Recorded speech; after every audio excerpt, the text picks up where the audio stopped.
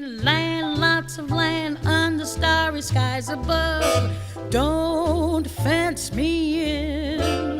Let me ride through the wide open country that I love. Don't. When the Emperor Was Divine by Julie Otsuka, chapter titled In a Stranger's Backyard, Part 2. The War Relocation Authority had sent each person home with train fare and $25 in cash. It doesn't add up, our mother had said. 3 years, 5 months, $25. Why not 35 or 40? Why not 100? Why even bother at all? $25, we later learned, was the same amount given to criminals on the day they were released from prison. With this money, our mother bought us each one new pair of shoes, a full size too large. You'll grow into them, she told us as we stuffed wads of tissue into the toes. She bought us new underthings and washcloths and a thick cotton mattress that we took turns sleeping on in the front room at the foot of the stairs until the night the whiskey bottle shattered the window. After the night the whiskey bottle shattered the window, we dragged the mattress upstairs and slept in the room that faced the back of the house, the room with the words on the walls. Over the words, our mother taped pictures of flowers torn from an old nursery calendar, and across the window she hung some split rice sack curtains so no one could see inside. And in the evening, when it began to grow dark, she wandered through the front rooms of the house, turning off the lights one by one so no one would know we were home. Every day, all around us, more and more men were coming home from the war. They were fathers and brothers and husbands. They were cousins and neighbors. They were sons. They arrived by the thousands on the huge, battle-scarred ships that sailed into the bay. Some of them had seen combat in Okinawa and New Guinea. Some had fought on Guadalcanal. Some had made D-Day landings in the Marshalls, on Saipan, Tiananmen, Luzon, and Leyte. Some had been found more dead than alive in prison camps in Manchuria and Ofuna at the end of the war. They shoved bamboo splinters under our fingernails and made us kneel for hours. We had to stand at attention with our hands at our sides while they beat us.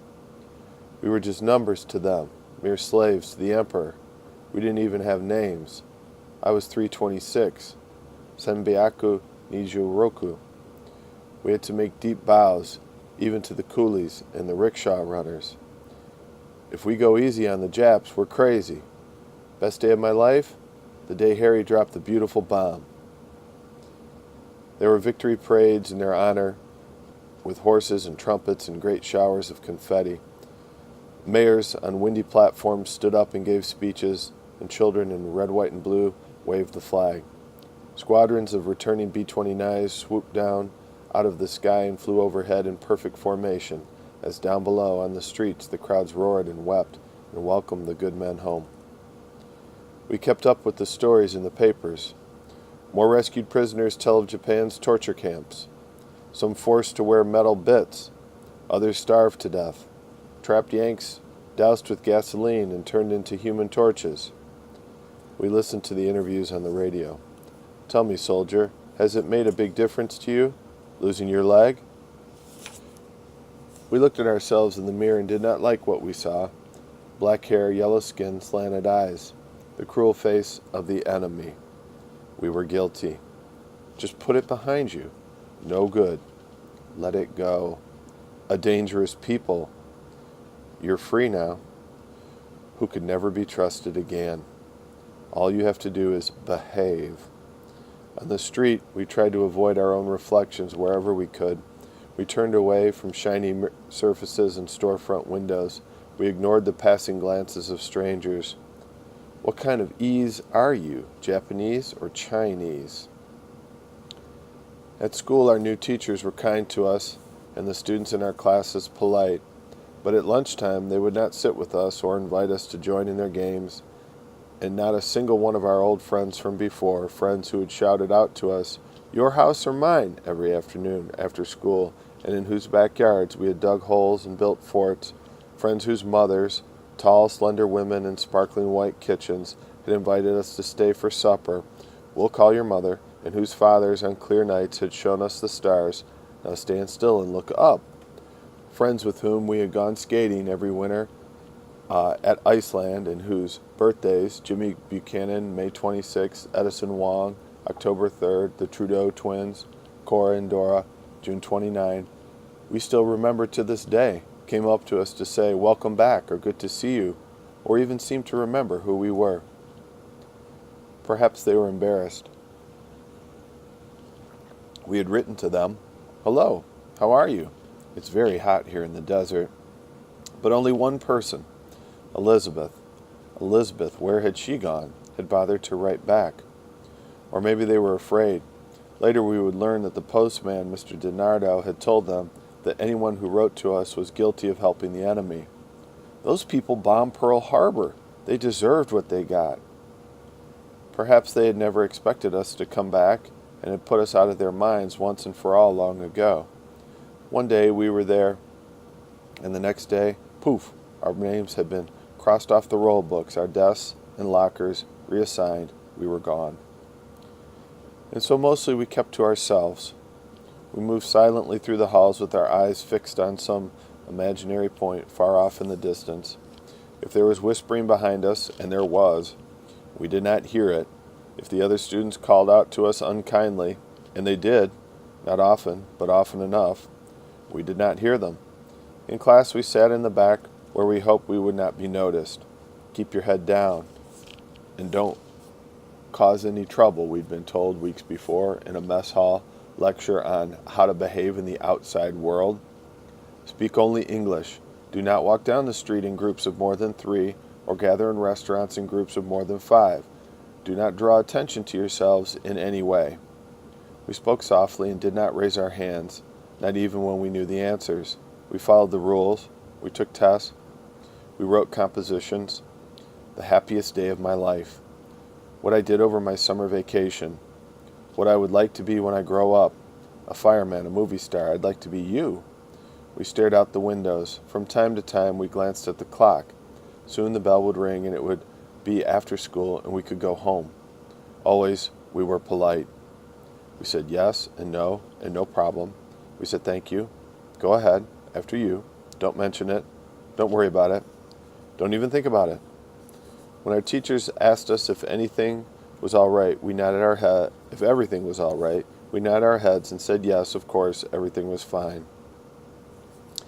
If we did something wrong, we made sure to say excuse me for looking at you, excuse me for sitting here, excuse me for coming back.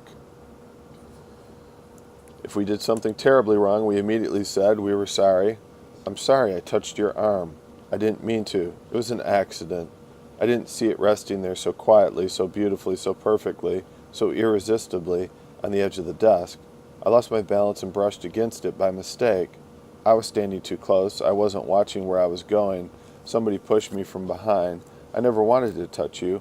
I've always wanted to touch you. I will never touch you again. I promise. I swear. After school, we gathered our books and walked home along the clean, sunlit streets, past the yellow fire hydrants and the bright green lawns now covered with leaves. Sometimes groups of boys would appear out of nowhere and circle us slowly on their bicycles without saying a word. Sometimes we heard whistling behind us, but when we turned around, there was nobody there. Sometimes one of us would suddenly stop on the sidewalk and point to a neighbor's front window. Wasn't that our mother's Electrolux? Mrs. Leahy was pushing back and forth across her living room floor. Didn't the Gilroys' mohair sofa look awfully familiar? Hadn't we seen that roll-top desk in Mr. Thigpen's library somewhere before? One day we even thought we saw our father himself flapping his arms up and down like a stork in Mrs. Murphy's pale pink bedroom. What on earth was he doing over there? But it was only Chang, the Murphys' new houseboy, plumping pillows. At night we often heard footsteps on the stairs, the sudden creaking of floorboards, strange sounds coming from the kitchen, somebody opening the cupboard, somebody was raiding the icebox, somebody was whistling to the tune, "Let Me Straddle My Old Saddle Beneath the Western Sky." Somebody was tapping softly at the back door. It's him! We'd go out into the hall and see our mother standing in the darkness by the window in her thin cotton nightgown, peering out through a gap in the curtains. "Just keeping an eye on things," she'd say. Or she would motion us over and point to the dark, empty spot in our front yard. "Where's my rose bush?" she would whisper. During the daytime, she spent hours scrubbing the layers of dirt off the floors. Who were these people? She asked us again and again. She dusted and swept and cooked. She washed the windows with lemon juice and vinegar and replaced the wooden glass panes with tin squares. On sunny afternoons, she went out into the backyard in her work gloves and her floppy straw hat, and she raked up the fallen leaves into piles, which we jumped in and scattered once more to the wind. She cleared the weeds from the overgrown pathways. She pruned back the hedges. She tore out the rotting trellis from the middle of the garden, which had seeded itself and gone wild. Deep down in the underbrush, she found things: a doll's head, a lady's black silk stocking, a stone Buddha lying face down in the dirt. "So that's where you were." We lifted it for her, gently brushed off the fat belly, saw the enormous round head up-tilted, still laughing. In the evening, as darkness fell and casseroles rose and men did or did not come home from the office, we often found her sitting on the high metal stool in the kitchen with her back to the window, slowly filing her nails. "So quiet," she'd say. We used to live in the desert. We used to wake every morning to the blast of a siren. We used to stand in line for our meals 3 times a day. We used to stand in line for our mail. We used to stand in line to get coal. We used to stand in line whenever we had to shower or use the latrine. We used to hear the wind hissing day and night through the sagebrush. We used to hear coyotes. We used to hear every word spoken by our neighbors on the other side of the thin barrack wall. "Where's my razor? Where's my comb? Who took my toothpaste?" We used to steal lumber from the lumber pile when the guards were not looking. We used to steal gum from the canteen. We used to place nails on the tire tracks left behind by the jeeps who made the rounds at the end of the day. We used to go swimming in the irrigation ditch. We used to play marbles. We used to play hopscotch. We used to play war. "I'll be MacArthur, and you be the enemy." We used to try and imagine what it would be like when we finally returned home. Our phone would ring off the hook. How was it? Neighborhood ladies bearing angel food cakes would line up at our front door and welcome us back. "Yoo-hoo, we know you're in there." On Saturday afternoons, we'd arrive at the picture show just as the lights were going down and make everyone stand up in their seats and let us pass by. "Excuse me, pardon me, pardon me." On Sundays, we'd spend all day in the park flying kites. We would accept all invitations, go everywhere, do everything to make up for all the years we had missed while we were away. Yes, the world would be ours once again. Warm days, blue skies, the endless green lawns, cold frosted glasses of pink lemonade, bicycles skidding across the gravel, little white dogs on long leashes with their nose pressed hard to the ground. The street lamps coming on every evening at dusk, in the distance, the clang of the trolley cars, small voices crying out, "No, I won't," and the sound of screen doors slamming, the quick patter of footsteps running across the driveways, mothers with wet hands, Mrs. Meyer, Mrs. Woodruff, Mrs. Thomas Hale Kavanaugh, stamping out onto the front porches and shouting, "Just wait till your father gets home." But of course, it didn't happen like that. The days grew suddenly cool.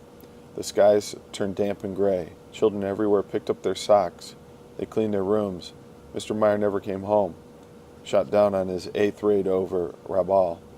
Mr. Woodruff never came home, disappeared in Bataan during the first month of the war. Mr. Kavanaugh came home, but he was not the same man, the man with the telescope who had once shown us the stars as before. "Gassed," we'd heard one man say, addicted to morphine. "Ran into him just the other day at the Safeway. That man's shell-shocked, doesn't even know his own name." "It's Daddy," we imagined little Anna Kavanaugh whispering furiously into her father's good ear. What was that you said?"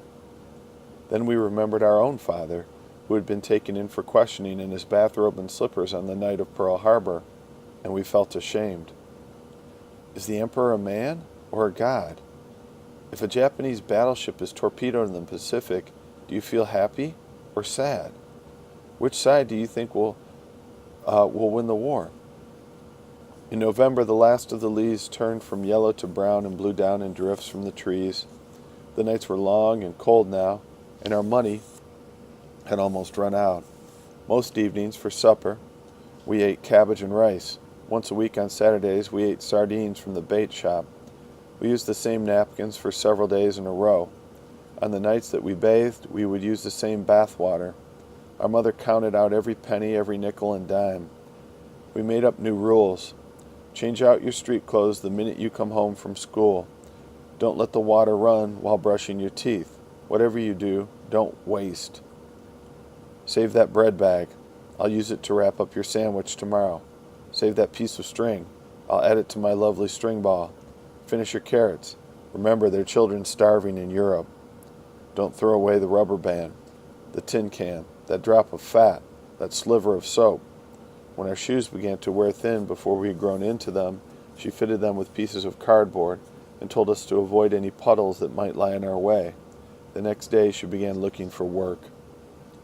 The ads in the papers all said, "Help wanted, will train." But wherever she went, she was turned down. "The position's just been filled," she was told again and again. Or, "We wouldn't want to upset the other employees." At the department store where she had once bought all of her hats and silk stockings, they would not hire her as a cashier because they were afraid of offending the customers. Instead, they offered her work adding up sales slips in a small dark room in the back where no one could see her, but she politely declined. "I was afraid I'd ruin my eyes back there," she told us. "I was afraid I might accidentally remember who I was and offend myself." The following week, she found a job in a shirt factory sewing on sleeves, but was fired after one day. Couldn't keep my seams straight. She left an application at the neighborhood drugstore. I thought the owner might remember me. Finally, she began cleaning house for some of the wealthy families who lived up in the hills. The work, she insisted, was not hard. You just smile and say yes ma'am and no ma'am and do as you're told. If she was asked to scrub the floors, she got down on her hands and knees and she scrubbed the floors. If the leaves of the miniature indoor tree needed dusting, she picked up a damp rag and dusted the tiny green leaves one by one. If the lady of the house was lonely and wanted to talk, our mother put down her rag for a moment and listened. "I know what you mean," she might reply, or "That's a shame." She was friendly, she told us, but not too friendly. If you're too friendly, they'll think you think you're better than they are. On her days off, she took in washing and ironing and made a few extra dollars. She strung up clotheslines across the backyard.